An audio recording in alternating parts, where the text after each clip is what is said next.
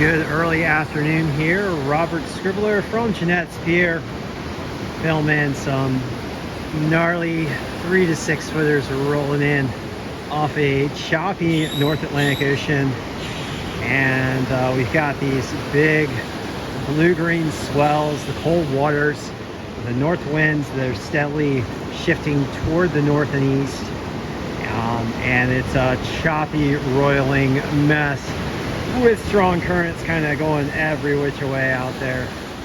But nonetheless, there are still ways to be had if you're not too proud and you're willing to put yourself through some rough stuff out here. All right, let's look at the conditions according to the wave monitors, the model data,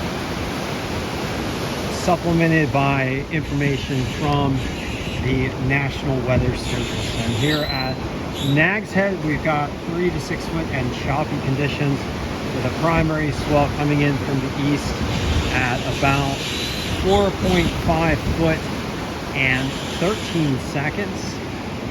Right now, winds out of the north, those winds are expected to turn more toward the north and east later on today. Air temperatures right now at 48 degrees Fahrenheit. Ocean water temperatures cold at 52 to 54 depending on your location. Tides right now coming in. Tides moving up the beach right now. We expect a high tide this afternoon at 2:23 in the afternoon. Further to our south at Rodanthe, we've got 4 to 6 foot plus waves. Choppy conditions, likely some 7 footers embedded in those 4 to 6 foot waves. A swell coming in from the east at 5 foot and 14 seconds. Winds out of the north at 19 miles per hour. Air temperatures 48 degrees. Ocean water temperatures warmer at 57. And at Buxton, we've got 4 to 6 foot waves and choppy conditions. An east-southeast swell at 4.5 foot and 13 seconds. Winds out of the north at 17 miles per hour. Air temperatures 48 degrees Fahrenheit. Ocean water temperatures 63 degrees Fahrenheit. And last of all, at Frisco, we've got 4.5 foot waves, 4 to 5 foot waves, and green conditions swell coming in from the east-southeast at 4.1 foot and 14 seconds. Winds out of the north at 17 miles per hour. Air temperatures 50 degrees. Ocean water temperatures 63. And wow, boy, do we have some grackles over here. These guys are really loud. Okay.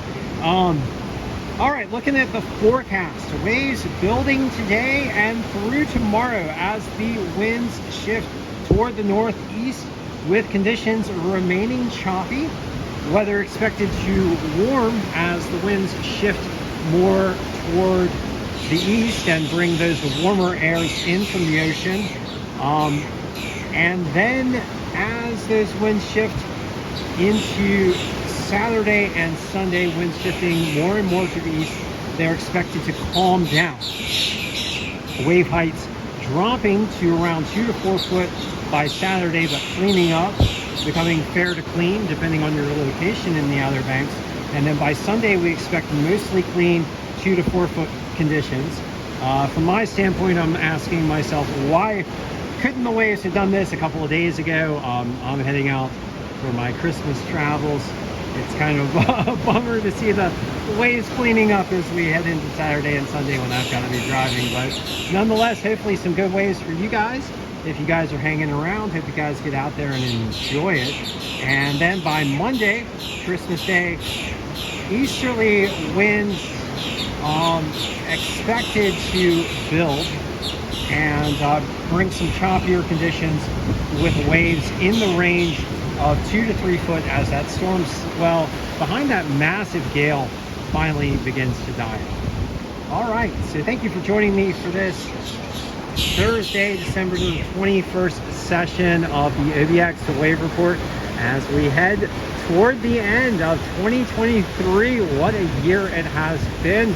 For those of us who love surfing, we have certainly had some epic conditions here in the Outer Banks, both due to hurricanes and nor'easters and gales.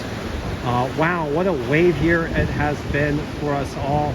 And I hope you guys are looking forward to a good wave year like I am in 2024.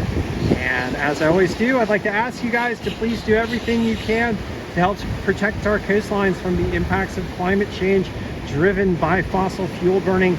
Those impacts being rising sea levels, more intense storms, ocean heat waves, and ocean acidification. The primary solution to the climate crisis being the mass deployment of clean energy, clean energy being wind, water, solar, electric vehicles, and the green hydrogen produced by electrolysis through the clean production of electricity. Clean hydrogen then can become a precursor to clean liquid fuels, which can be used for all forms of transportation. All right, so thank you for joining me once again for this session of the OBX Wave Report. And I will be back with you guys shortly as we watch this big old foam ball pounding on the outside of the pier here.